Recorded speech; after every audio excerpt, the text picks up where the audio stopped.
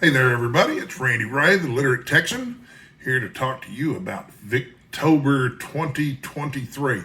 Victober is probably going to be my main focus for reading for the whole month of October because the Victorians wrote big fat novels, and I like big fat novels. In fact, the Victorian era, which started around 1837, ended around 1901, when Queen Victoria was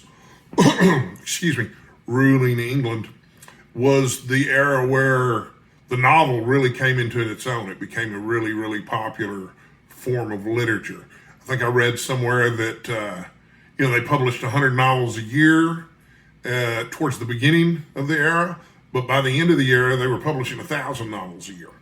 So, Steve Donahue made a video with a Victorian starter kit, which is a great video, and he clearly knows more about Victorian literature, Victorian novels than I do, but I love them. I'll leave a link for that down below.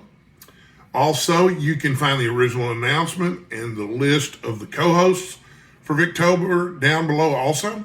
Victober is a month-long readathon where you're celebrating Victorian literature, which I'm all for. And you might think that anything written between 1837 and 1901 is hard to read, but we're not talking about Shakespeare here, folks. We're talking about stuff like Sherlock Holmes and Dracula and that sort of thing. So, in the spirit of that, I've grabbed a few of the Victorian era books off my shelves just really quickly so that I can show them off. These are all options for me to read. I believe the official read-along for Victober is The Way We Live Now by Anthony Trollope, which I don't have a copy of here handy, but I do have a copy of Dr. Thorne.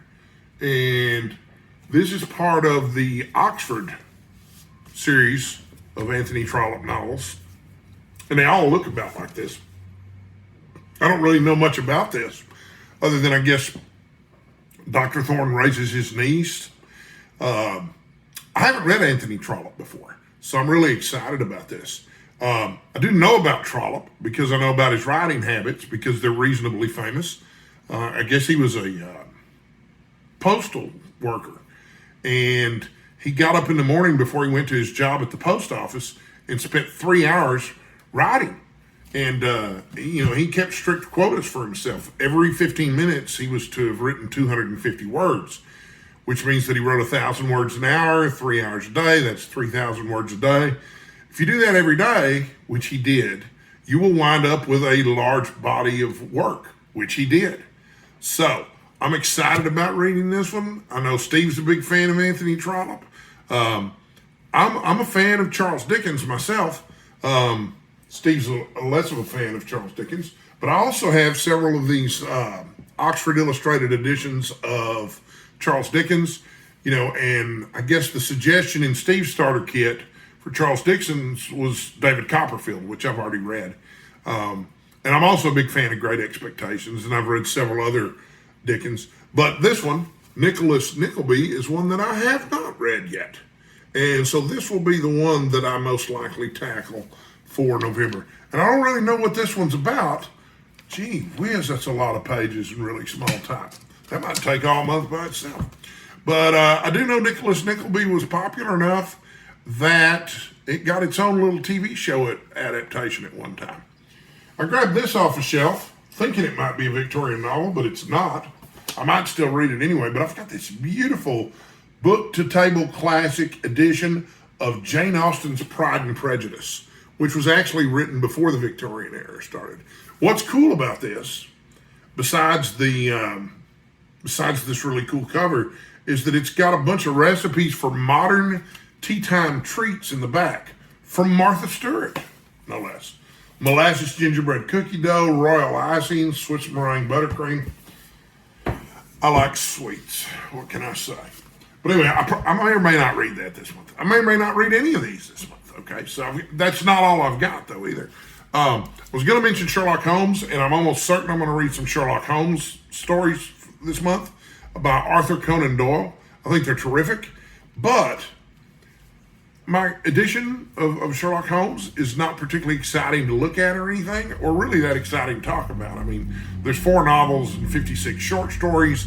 I've got a 2-volume edition that collects all of them, and then I've got individual editions of the various books too, because each of the 4 novels comes in an edition, and then I think there are 8 collections of short stories that go along with that, with an average of, maybe there's 7, I don't know. But at any rate, they're not that interesting to look at. But what I do have that's interesting is the Unknown Conan Doyle, Uncollected Stories by Arthur Conan Doyle. And this is a collection of short stories that obviously aren't that well known.